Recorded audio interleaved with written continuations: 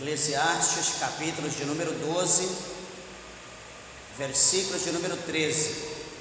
De tudo que se tem ouvido, o fim é: teme a Deus e guarda os seus mandamentos, porque este é o dever de todo homem.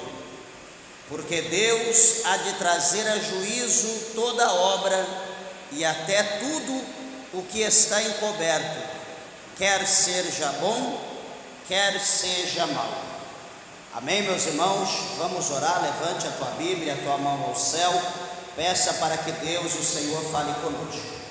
Amado Deus, glorioso, eterno Pai, Senhor Jesus de Nazaré, mais uma vez, diante da tua presença, meu Pai, nós nos colocamos, meu Deus, com o nosso coração aberto, com alegria, meu Deus, agradecendo o Senhor, meu Pai, pela tua palavra que é fiel, a tua palavra que é poderosa, meu Deus e meu Pai, atenta neste momento, Senhor, para a oração da tua igreja, do teu servo, a tua serva, daqueles que estão perto, aqueles que estão longe, meu Deus, mas todavia o Senhor conhece a necessidade, meu Pai, o Senhor conhece, meu Deus, as limitações. Senhor, entra agora em cada vida, entra em cada lar agora, meu Deus, manifesta a tua glória, o teu poder, pelo poder da tua palavra. Fala conosco e nos alimenta, em nome do Senhor Jesus, para a glória de Deus. Amém. Meus irmãos, podeis vos assentar, desocupando a vossa mão, e dê uma salva de palmas bem alegre para Jesus.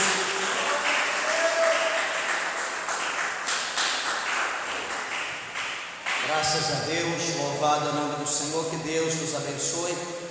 Tenha certeza que o Senhor, Ele tem uma palavra ao nosso coração nessa noite. Meus irmãos, é impossível, nós lermos os escritos de Salomão, como por exemplo o seu primeiro livro, na sua juventude, como na verdade as três fases de Salomão, que foi aqui o rei, depois da sua saída do trono, houve então a divisão do reino de Israel, do povo de Israel.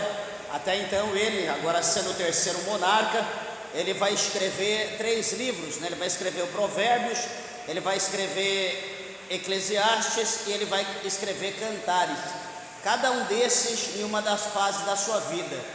E aqui em Eclesiastes, nós observamos que Salomão, quando ele escreve esse livro, Salomão ele já era um homem maduro, já não era mais um jovem, já não era mais uma pessoa que estava vivendo uma vida como jovem, como todos viviam na verdade, mas aqui Salomão ele já tinha uma certa experiência, era um homem observador, que observava muita coisa, escrevia e aconselhava acerca da necessidade de cada um, pela sabedoria que Deus lhe concedia.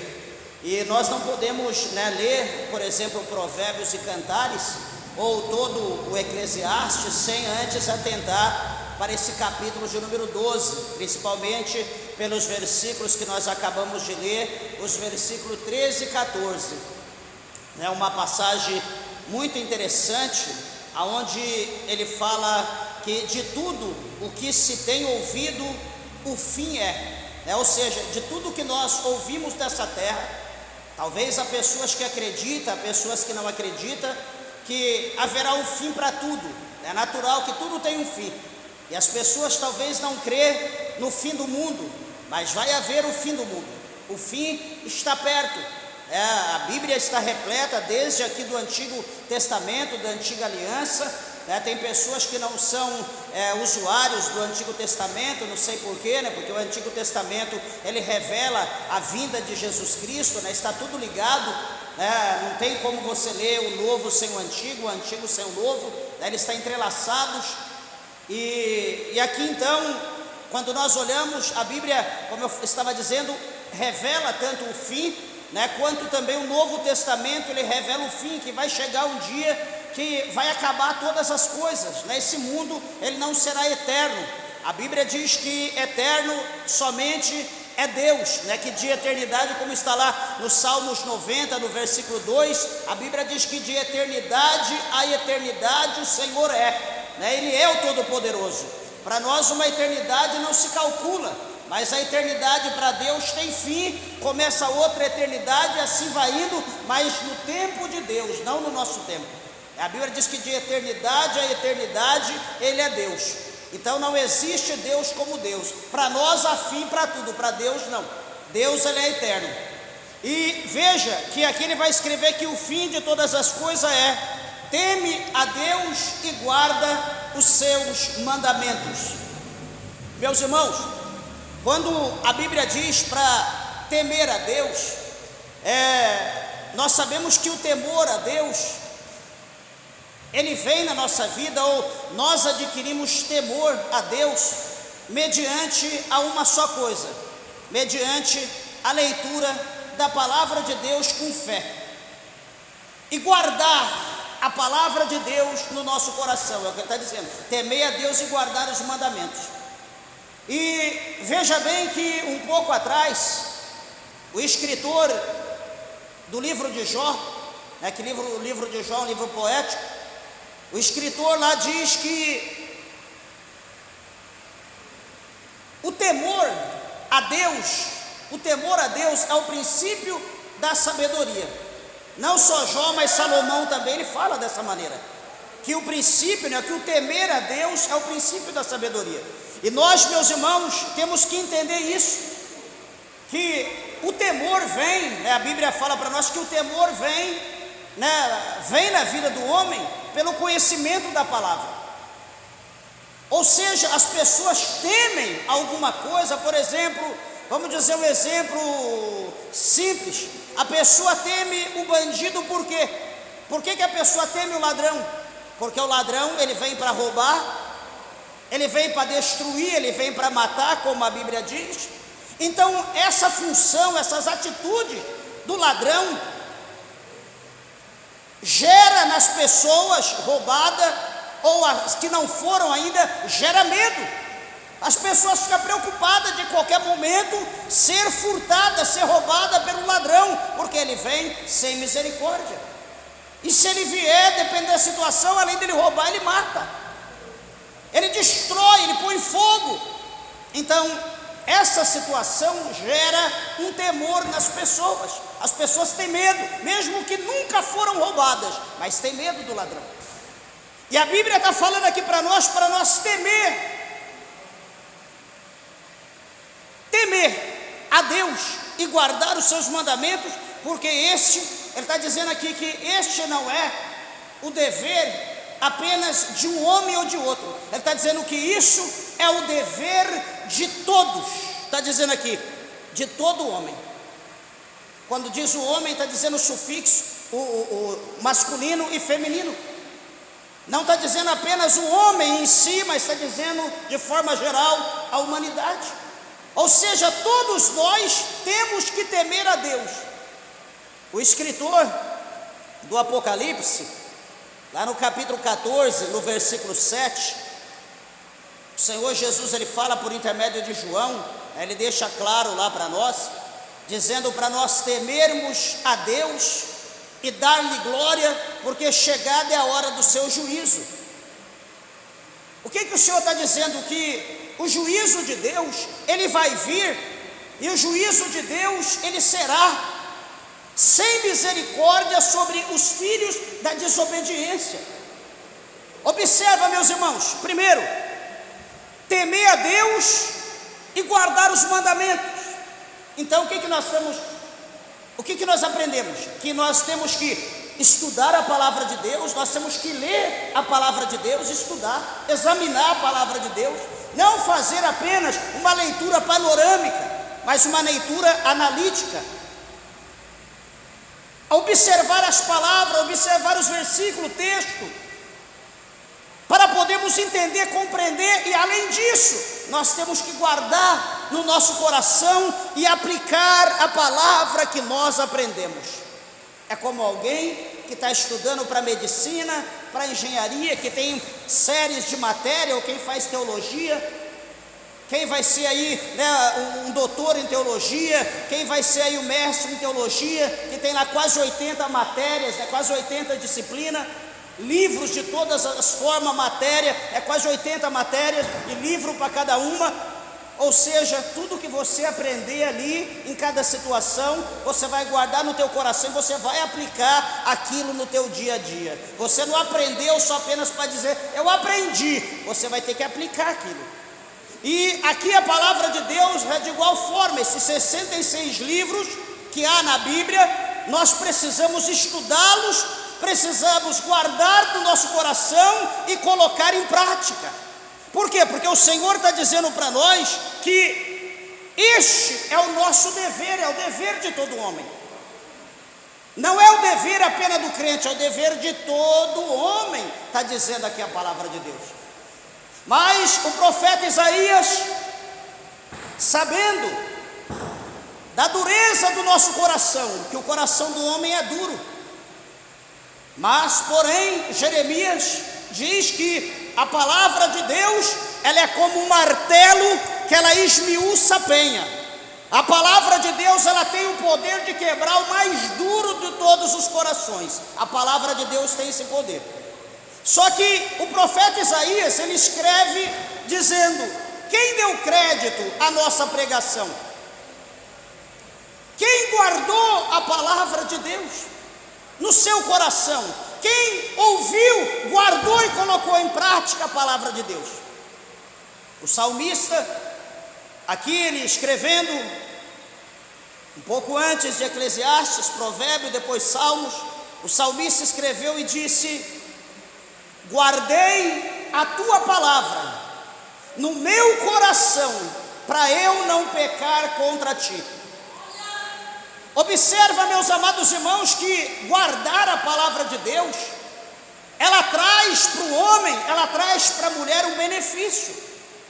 E que benefício é esse? Não pecar contra Deus. Esse é o benefício, é não pecar. Nós mantemos a palavra guardada no nosso coração, vai fazer com que nós não pecamos contra o Senhor. Observa uma coisa, para vocês verem, lá no capítulo 4 do Evangelho de Mateus, ou capítulo 4 do Evangelho de Lucas, a Bíblia vai dizer para nós claramente que Jesus, ele foi levado pelo diabo, ele foi levado pelo Espírito Santo ao deserto para ser tentado pelo diabo. E quando Jesus, ele é colocado no deserto para ser tentado pelo diabo, a Bíblia diz que Jesus, ele está 40 dias, 40 noites, sem comer, sem beber. Jesus está em jejum. Observa, amados irmãos, que no tocante a Jesus estar naquele deserto, o tentador chega ali para tentá-lo, e o tentador, antes de tentar Jesus, ele vai observar. O diabo, ele não tenta ninguém sem saber nada acerca da pessoa. O diabo, ele vai tentar alguém acerca de alguma situação, acerca do que a pessoa fazia, acerca do que a pessoa gosta, acerca do que a pessoa ouve, do que a pessoa vê, do que a pessoa está falando. Então o adversário, ele vai agir sobre essa circunstância. E observa que Jesus, quando ele está lá no deserto, o diabo, ele olha tudo isso. E o que ele vai observar? O diabo vai observar que Jesus, ele está sem comer. Ele vai ver que Jesus não bebe, ele vai ver que Jesus não come, ele vai olhar que Jesus não está comendo nada. Passa noite, passa dia, ele ali olhando, e Jesus não está comendo nada. Jesus não está ali procurando algo para comer, caçando alguma coisa, ele está de olho em Jesus. E ele então aproveita a oportunidade, pega algumas pedras interessantes, vai até Jesus, até o mestre, e diz para Jesus, bem assim: se tu és o Filho de Deus, torne essas pedras em pães. Por que ele poderia falar tanta coisa, mas por que ele foi tentar Jesus exatamente no pão? Porque ele observou que Jesus não estava comendo. Ele sabia que todo ser humano, todo homem sanguíneo, ele precisa comer, ele tem que comer, ele tem que beber, ele precisa disso para se manter vivo, para manter de pé. Então ele vê que Jesus não come, Jesus não bebe, Jesus não está alimentando a sua carne, mas está alimentando o seu espírito ligado ao céu. E ele então diz: se tu és o Filho de Deus, torne essas pedras em pães. Que interessante, meus irmãos. Ele fala dessa maneira para Jesus. A Bíblia diz que Jesus, ele é o pão vivo que desceu do céu. Jesus é o pão de Deus, é o pão vivo que desceu do céu para nós. Mas agora ele vai tentar Jesus. Quer que Jesus transforma a pedra em pão. Se Jesus não tivesse a palavra de Deus, se Jesus não tivesse o conhecimento da palavra, se Jesus fosse apenas um discípulo qualquer, um profeta qualquer, se Jesus fosse uma pessoa que estivesse principiando ali os seus milagres, se Jesus fosse uma pessoa que não tivesse conhecimento de quem estava dialogando com ele, ou quem estava excitando ele a usar o seu poder, se Jesus fosse um novato, alguém que estivesse começando na fé, Jesus ia procurar fazer o maior show ali, para mostrar para o diabo que de fato ele era discípulo, que ele era filho, ou etc e tal. Mas, como diz o salmista, guardei a tua palavra no meu coração para eu não pecar contra ti. O que Jesus vai dizer para Satanás? Satanás pergunta: tu és o Cristo, o Filho de Deus, torna essas pedras em pão. Jesus olha para ele e diz, bem assim: olha, Satanás, está escrito lá em Deuteronômio, no capítulo 8, no versículo de número 3, que nem só de pão viverá o homem, mas sim de toda a palavra que sai da boca de Deus. Será que você está entendendo o mistério? Jesus diz: nem só de pão viverá o homem, mas de toda a palavra que sai da boca de Deus. Ponto final. Se Jesus não tivesse a palavra guardada, se bem que ele era a palavra viva, o verbo vivo de Deus, se Jesus não tivesse a palavra, Jesus tinha sido derrotado logo na primeira pergunta por Satanás.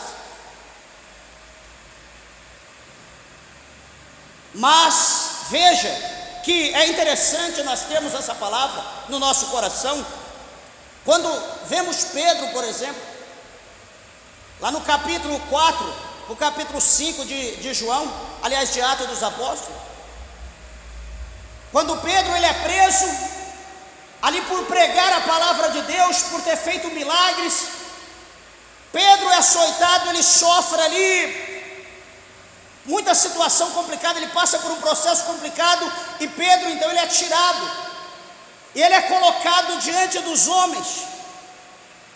No tocante que ele está ali diante dos homens, ele agora é acusado, ele é ameaçado, ele passa por vários processos ali, e alguém manda ele calar a boca, alguém manda ele fechar a boca e não pregar mais o nome de Cristo.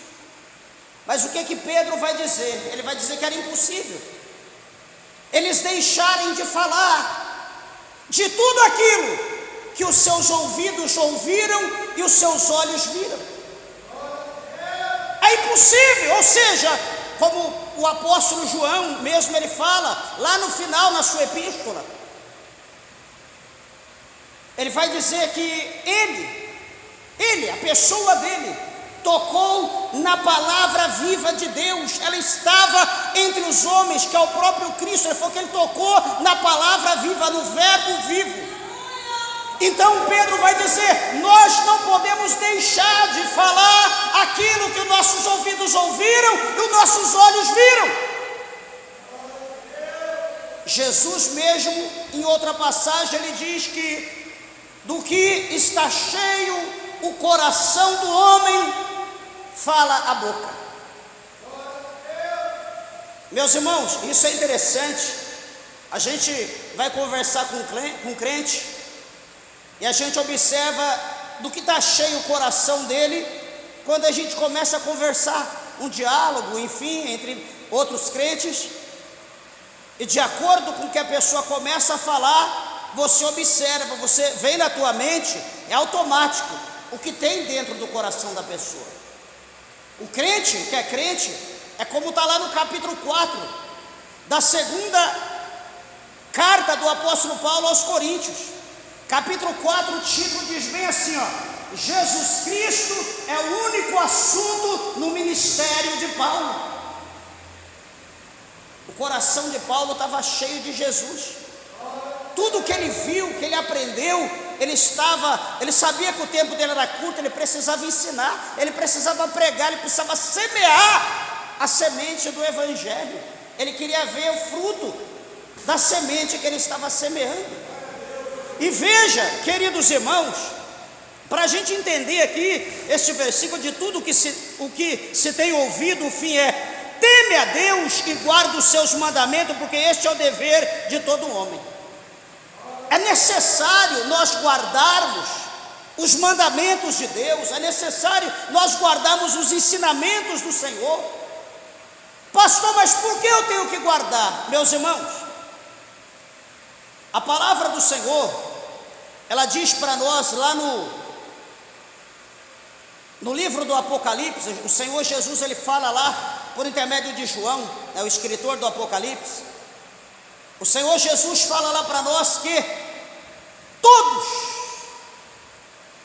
os que morreram, deixa eu ler aqui para você ver, para não ficar na minha palavra, deixa eu mostrar aqui na Bíblia, o capítulo 20, e o versículo 15, aliás 20, versículo 11, ou melhor o 12, vai de Apocalipse, capítulo 20, verso 12. João, ele vê os mortos, grandes, pequenos, que estavam diante do trono. Abriram-se os livros, e abriu-se outro livro, que é o da vida, e os mortos foram julgados pelas coisas que estavam escritas no livro, segundo a sua obra. Presta atenção. E deu o mar os mortos que nele havia, e a morte e o inferno deram os mortos que neles havia, e foram julgados cada um segundo as suas obras. Os irmãos estão entendendo que todos vão se apresentar diante de Deus, independente onde estejam, no túmulo, no inferno, num lugar de repouso, todos vão se apresentar, porque esse título aqui diz o juízo final, é o julgamento final, é o dia em que toda a humanidade, desde o primeiro ao último homem, todos estarão diante de Deus, inclusive a minha pessoa, a tua pessoa, todos nós estaremos nesse dia do juízo final. Ninguém escapará do dia do juízo, ninguém escapará, não importa como morreu, porque a alma não morre, a alma sofre, e todos estarão diante de Deus. Então, Salomão, ele diz que temos que temer a Deus e guardar o seu mandamento, porque é nosso dever.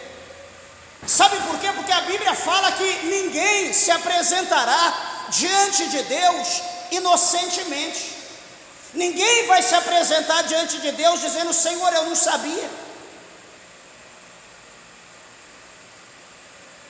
Tem uma doutrina em teologia chamada hamartologia, que a doutrina é a doutrina do pecado. E a gente aprende nessa situação que até as pessoas mais distantes da civilização, das cidades grandes, por exemplo, os índios, que nunca teve instrução nenhuma, nunca conviveu com pessoas brancas, Os índios que vivem, que são selvagens, né, ou canibais, enfim, que não tem contato com ninguém. Até esses índios, se um trai o outro, com a mulher do outro, ou enfim, ele vai fugir, ele vai temer que ele vai ser morto, porque ele tem em mente que ele pecou, que ele possuiu a mulher do seu irmão ou do outro índio que ele não podia possuir. Quem pregou para ele? Quem ensinou para ele na Bíblia que o adultério é pecado? Quem ensinou, quem pregou para ele que ele não podia possuir a mulher do seu irmão? Está escrito isso na Bíblia, mas quem pregou para o índio? Quem ensinou para ele que não podia? Ele vai ter que dar conta diante de Deus da atitude dele. Tem um pássaro aí, é conhecido como João de Barro. Talvez os irmãos já ouviram essa história, é fato. Quando a fêmea trai o macho tranca ela dentro da casa, que a casa é 2 cômodos, né, a entrada, e depois vira, tem a outra casa. Se alguém já abriu uma, já viu a situação. Ele deixa ela lá dentro e fecha de barro, ela morre lá dentro seca, trancada, sem comer, sem beber, vai até a morte, porque ela traiu o macho. É a sentença. Por quê? Porque houve um pecado, houve uma traição. Até as aves, que não têm mente, que não têm entendimento como nós, sabe o que é certo e o que é errado. Conhece o seu cônjuge, conhece os seus limites, os seus deveres. E o homem, dotado de conhecimento, de inteligência, acha que ele é Deus. Ele conhece tudo, mas ele acha que ele pode tudo. Meus irmãos, nós não podemos tudo. Nós somos limitados. Há uma lei que precisa ser cumprida. A pessoa, quando está conduzindo o seu automóvel, ele avançou o sinal vermelho, ele é multado. Ele mata alguém ou ele vai ser morto. Ele tem que ter essas 3 coisas em mente. Ele vai infringir a lei. 3 coisas ele tem que estar ciente: ele vai matar, ele vai morrer ou ele vai ser multado. Uma dessas coisas vai acontecer com ele. Ele tem que ter noção disso. Então toda ação, ela tem uma reação na nossa vida. E detalhe, deixa eu falar uma coisa para aliviar o clima. Todo o pecado que nós cometemos, nós sabemos que quando há arrependimento, e quando nós confessamos o nosso pecado e não praticamos mais, nós adquirimos a misericórdia de Deus, o Senhor nos perdoa.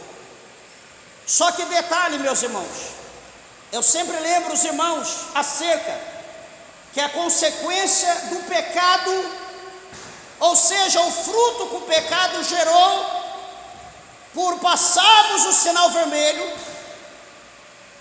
aquele fruto que foi produzido é a consequência do pecado. Esse fruto nós teremos que levar até a morte. Até a morte. Jesus, ele vai te perdoar, mas a consequência do teu pecado você terá que levar. Foi você que plantou, agora você tem que colher e você vai ter que levar. Você está entendendo como que é o mistério? Jesus perdoa. Não há nenhum de nós aqui que somos santos o bastante. Todos nós somos falhos, todos nós somos pecadores. Não existe nenhum santo, a não ser Cristo. O resto, todos nós somos falhos. Todos nós somos carentes das misericórdias de Deus. Mas enfim, para entender aqui que o tempo se vai, o versículo de número 14, observa bem, capítulo 12 de Eclesiastes, versículo 14, que é o nosso texto base, diz que porque Deus, está dizendo aqui, porque Deus há de trazer a juízo toda obra, até tudo que está encoberto, quer seja bom, quer seja mal.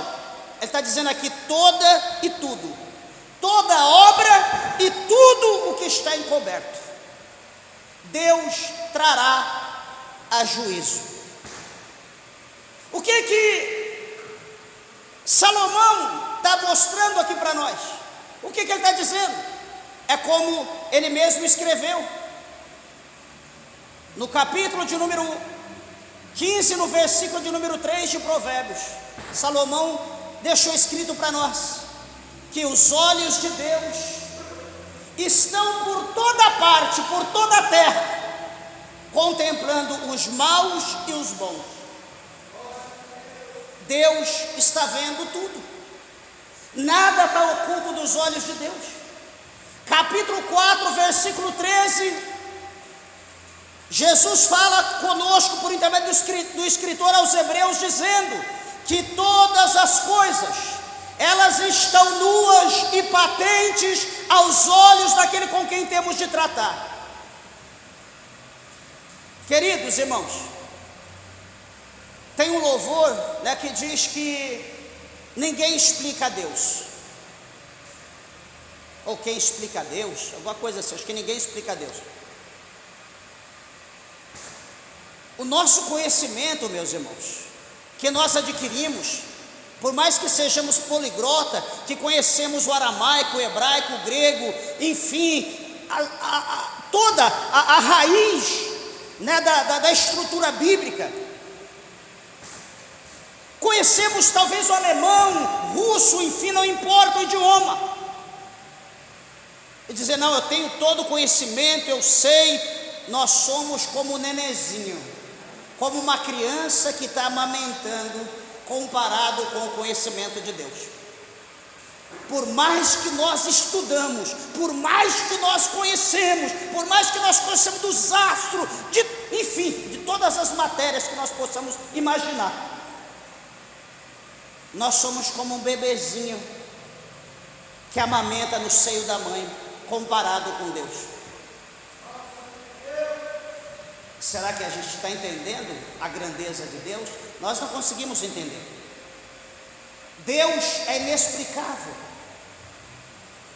Ninguém sabe o nome de Deus. Tudo que nós sabemos de Deus é o pouco que a Bíblia revela. Nada mais além disso. Nada mais além disso. E sabe o que Deus sabe de nós? Tudo. Sabe por quê? Porque foi Deus que nos fez. Deus conhece cada um de nós, Ele é o autor da nossa vida. E para que não viéssemos ao mundo aí como se nasceu do nada, como dizem,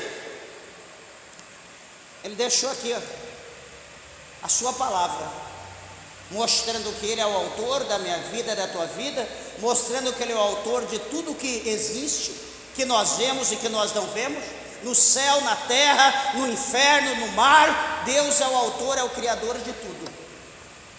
Deus conhece tudo, nós somos limitados, nós só conhecemos aquilo que Deus revela, e ainda assim nós esquecemos. Quer ver? Quantos de nós que já ouvimos a palavra de Deus, quantos de nós que já aceitamos Jesus, e quantos de nós que por um motivo ou outro apostatamos da fé, desviamos, fomos para o mundo, cumprindo aquele ditado que a Bíblia diz, é como aquele que é como a porca, lavada, limpinha, perfumada, que quando vê uma poça de lama, ela sai correndo, corre com toda a sua força, e lança naquela poça de lama e rola para lá, para cá, como se estivesse numa banheira, na coisa mais linda, mais gostosa do mundo. Ou, como a Bíblia também diz, do cão, que lança o seu vômito, e daqui a pouco ele volta ao seu próprio vômito e lambe, engole.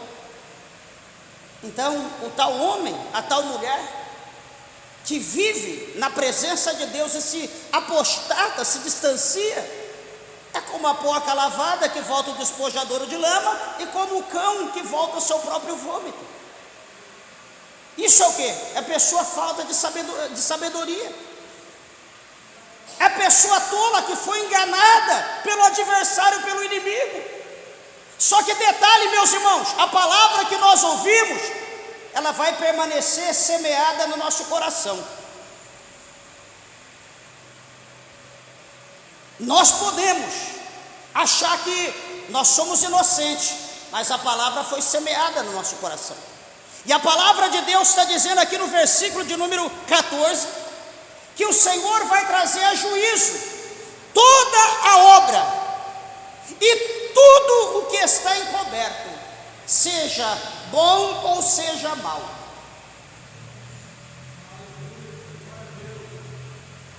Você está entendendo isso aqui? Nós não vamos escapar do juízo de Deus, ninguém escapará do juízo de Deus. Então vou morrer logo, porque a Bíblia está dizendo ninguém. Nós lemos lá no versículo 12 e no versículo 13 do capítulo 20 de Apocalipse, que o inferno, os mortos que estiverem lá, vai ser lançado para a presença de Deus. Os que estiverem no sepulcro vão ser lançados para a presença de Deus. O mar, aqueles que estiverem lá no mar, que morreram, enfim, lá no Triângulo das Bermudas, no Titanic, em todas as embarcações que naufragaram, o mar vai lançar todos para o céu, vai estar, não importa como morreram. Todos estarão diante do Senhor para cumprir isso aqui, que Deus vai trazer a juízo toda a obra, até tudo que está encoberto, quer seja bom ou mal. Meus irmãos, essa palavra é uma palavra muito interessante,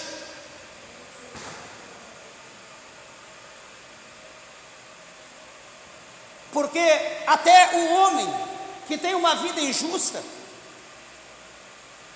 até o homem que talvez não tem contato com Deus algum, e não vai poder se apresentar diante do Senhor dizendo: eu não conheci Deus, eu não tive a oportunidade de conhecer Deus, Deus não se apresentou a mim.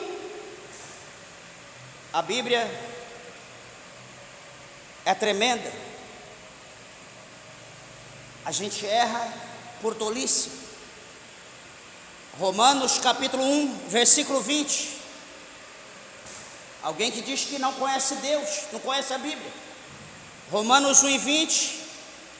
Jesus fala conosco por intermédio de Paulo, escritor de Romanos, dizendo: porque, olha bem, porque as suas coisas invisíveis, desde a criação do mundo, tanto o seu eterno poder como a sua divindade, se entendem e claramente se veem pelas coisas que estão criadas, para que eles fiquem inexcusáveis.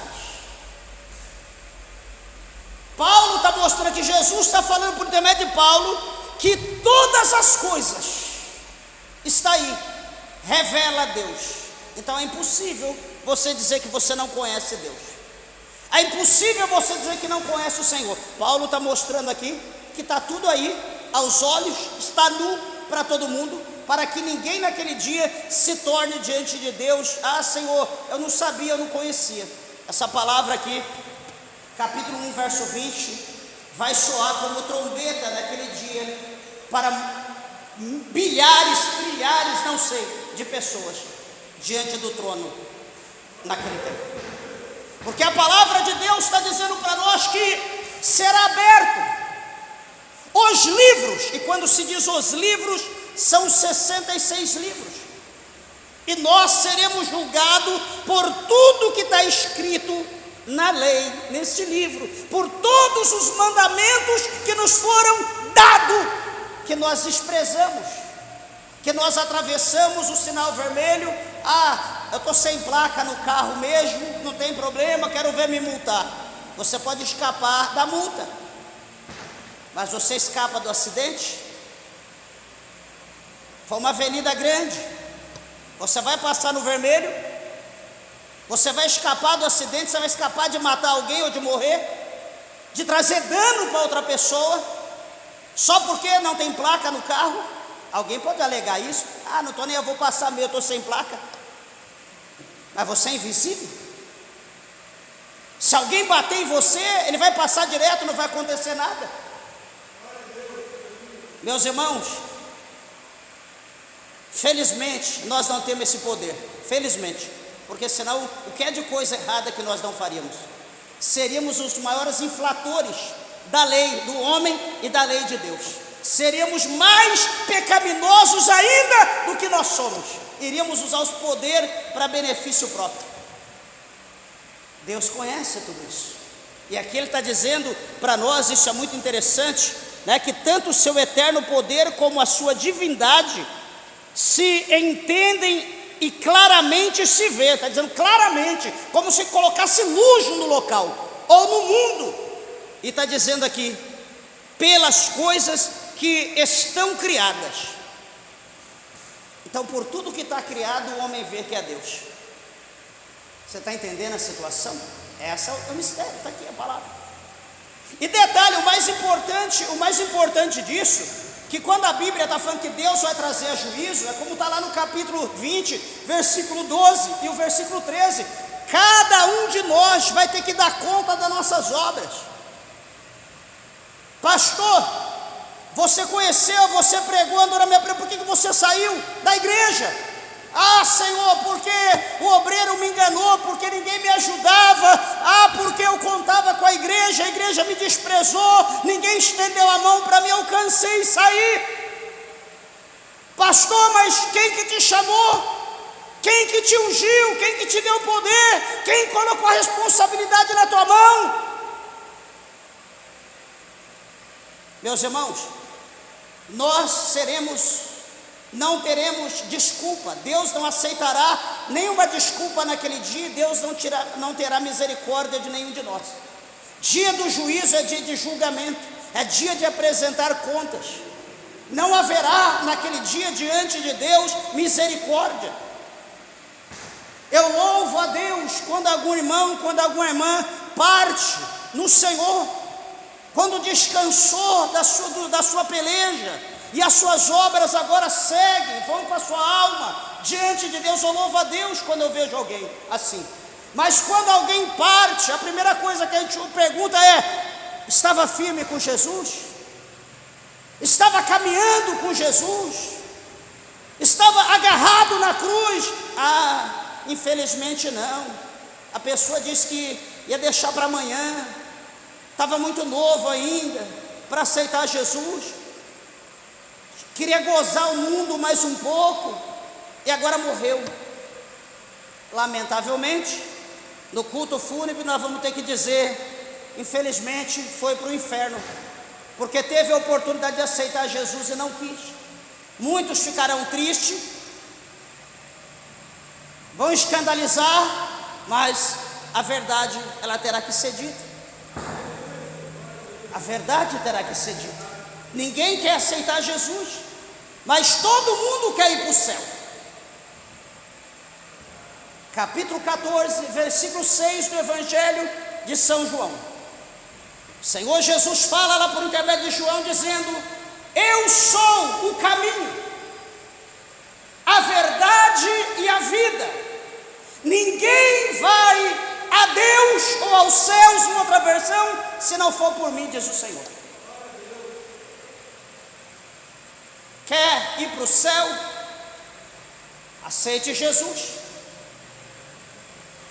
Não, pastor, estou cedo, está cedo para me aceitar Jesus. Então saiba que o inferno está te esperando. A porta do inferno está aberta para você, mas a partir do momento que você aceitar Jesus, a porta do inferno fecha e a porta do céu abre. É uma opção. Você crê ou você não crê. Você aceita ou você não aceita. Mas esta palavra é fiel e verdadeira, porque Deus há de trazer a juízo toda obra, e até tudo que está encoberto, quer seja bom, quer seja mal. Sabe aquilo que está escondido? Aquilo que está oculto, que está embaixo do tapete, aquele papel que foi rasgado, foi queimado, aquela prova que foi eliminada. Estou tranquilo agora, estou em paz. Só que uma cópia está diante de Deus. A verdade de tudo está diante de Deus. Não, pastor, mas Deus não quer que as coisas permaneçam como está. Errou? Ô meu amigo, me perdoa. Errou, minha irmã, me perdoa.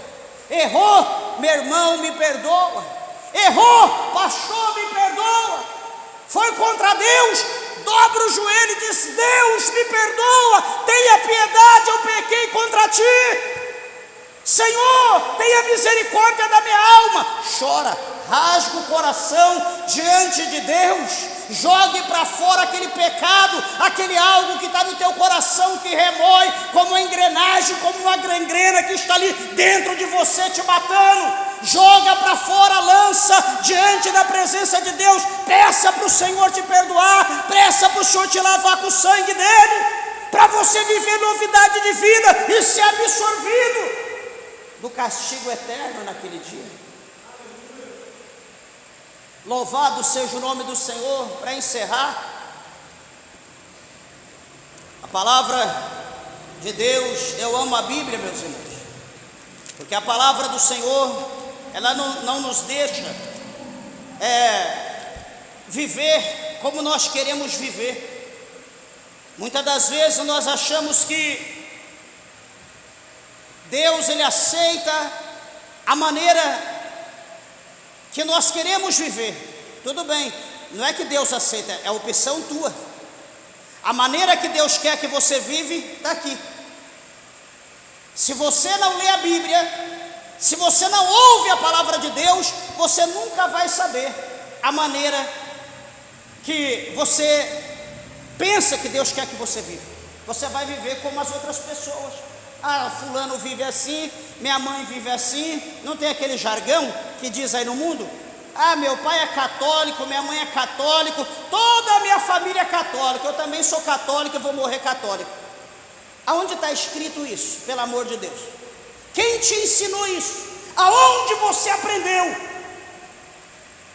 Lá no capítulo 55 de Isaías, Jesus fala lá por intermédio do profeta messiânico, dizendo que todo o povo, toda a humanidade é convidada à salvação. Não é convidada ao catolicismo, é convidada à salvação. João capítulo 3, versículo 16, Jesus fala por intermédio de João, dizendo bem assim: Deus amou o mundo de tal maneira que enviou seu Filho unigênito, para que todo aquele que nele crê não pereça, mas tenha vida eterna. Deus amou o mundo, a humanidade, toda a obra, tudo aquilo que Ele fez, que Ele criou. E por esse amor, Ele deu o melhor, que não tinha outra forma de nós irmos ao céu, se não fosse por intermédio de Jesus, que é o caminho, a verdade e a vida. Jesus é a ponte que nos leva ao céu, que nos tira do inferno e leva para o céu, que nos leva para Deus. Mas para ir ao céu, nós precisamos aceitar Jesus. Nós precisamos abrir o nosso coração para Jesus, ler a sua palavra, guardar a sua palavra, porque Paulo fala aos Romanos: a fé, ela vem pelo ouvir, e ouvir pela palavra de Deus. Então nós precisamos ter um contato com a palavra, uma intimidade com a palavra, e isso aumenta a nossa fé. Aqui em Tessalonicenses, na primeira carta, no primeiro capítulo,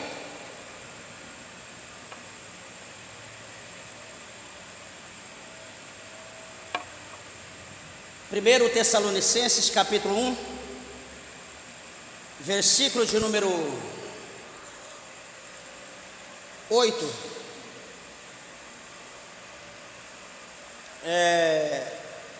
Jesus fala por intermédio de Paulo: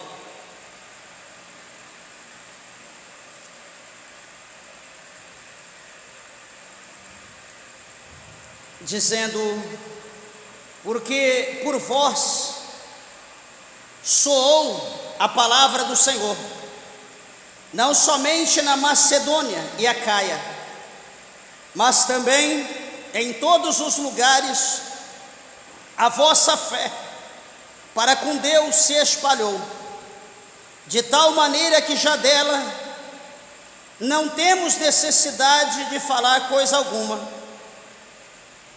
porque eles mesmos anunciam de nós qual a entrada que tivemos para convosco, e como dos ídolos vos convertestes a Deus, para servir ao Deus vivo e verdadeiro, e esperar dos céus a seu Filho, a quem ressuscitou dos mortos, a saber, Jesus, que nos livra da ira futura.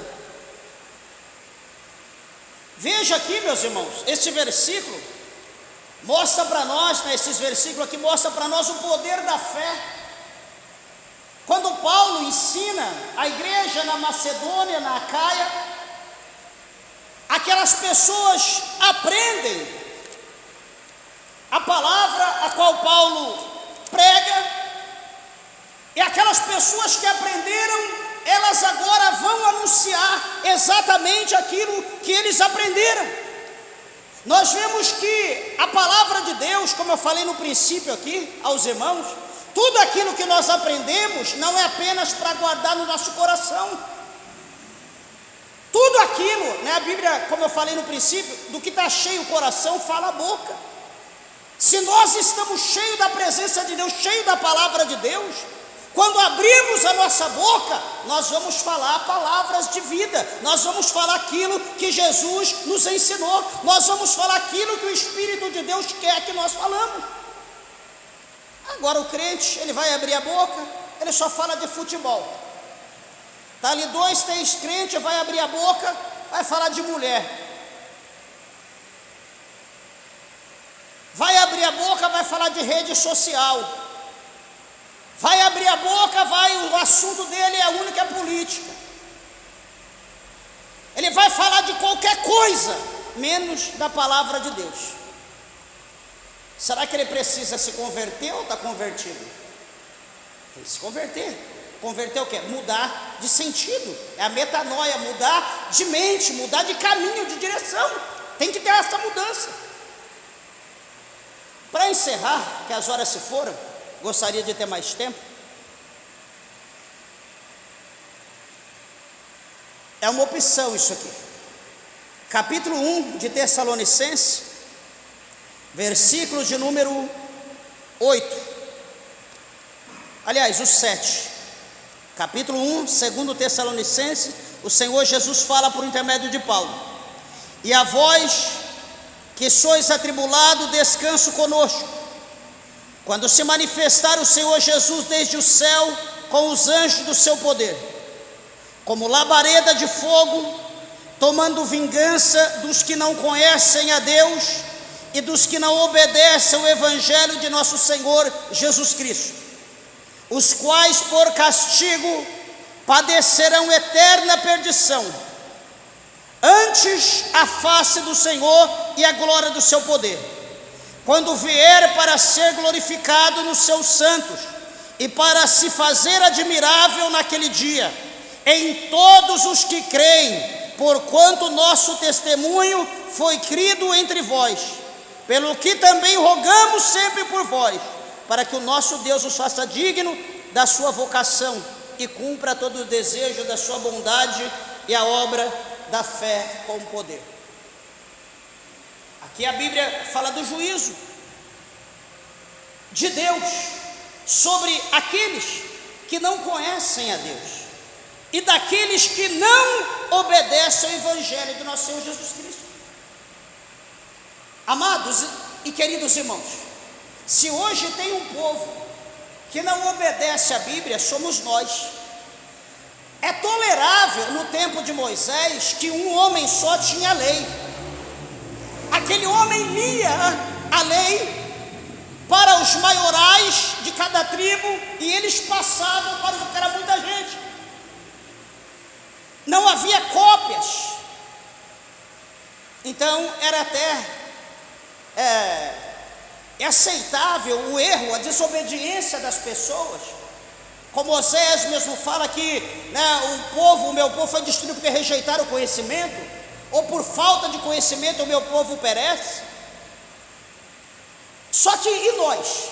Vamos olhar para nós hoje, a igreja do século 21. Meus irmãos, hoje nós temos acesso a todas as traduções de Bíblia que nós quisermos, todos os idiomas, não importa a maneira, de áudio, de leitura, enfim, nós temos acesso original, temos acesso a, enfim, o que a gente pensar. Eu pergunto, por que a desobediência? Nunca se viu uma igreja tão rebelde quanto a igreja de hoje. É mulher cortando o cabelo, é pintando o cabelo, é usando joia, maquiagem para todo lado, se casa 2, 3 vezes no ano, como se fosse moda, divorcia, casa de novo, divorcia, casa de novo, as pessoas prostituindo, adulterando, tomando ceia, é aquelas roupas mais depravadas, está dando a impressão que a pessoa está indo para uma boate, com um tipo de roupa que chega na igreja. Será que a pessoa foi para o lugar errado? É assim que nós estamos vivendo, e detalhe, e tudo isso com a Bíblia na mão, quando não na mão, no celular.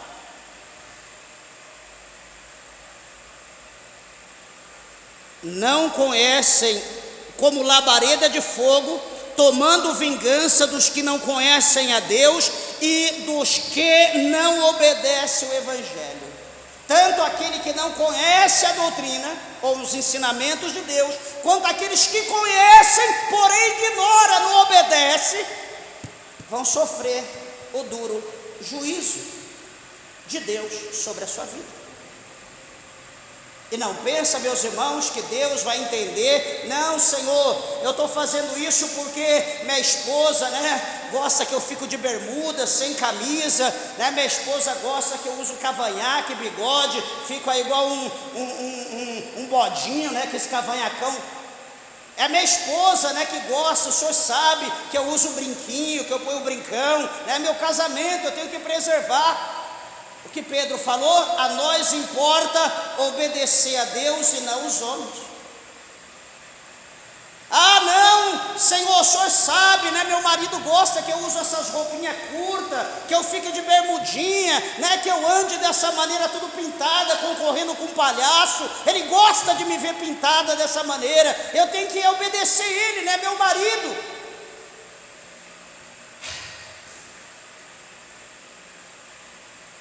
Só que naquele dia Jesus vai falar, realmente vocês estão tudo certo. Será? A Bíblia diz que Deus, Ele não tem o culpado por inocente. E a ira de Deus vai se manifestar sobre os filhos da desobediência. Por isso, meus irmãos, eu encerro essa palavra. E digo aos irmãos o que está em 13:31 do Evangelho de Marcos. O Senhor Jesus fala lá por intermédio de Marcos, dizendo, o próprio Cristo dizendo, por intermédio de Marcos, passarás os céus, passarás a terra, mas as minhas palavras não hão de passar, diz o Senhor Jesus. Você crê no que eu disse ou não crê? É uma opção tua. Só que naquele dia, quando no capítulo 20, no versículo 12, abrir os livros, e todos nós vamos ser julgados pelo que está escrito nesses 66 livros. Te peço, em nome de Jesus, dê mais atenção à Bíblia, guarde a palavra de Deus no teu coração, procure andar com retidão, com obediência a Deus, procure agradar o Senhor, porque a vinda do Senhor está mais perto hoje do que ontem. Os sinais estão aí, Jesus está voltando. E as horas se foram, e as palmas bem alegres, exalta e glorifique a Deus. Bem alegre para Jesus.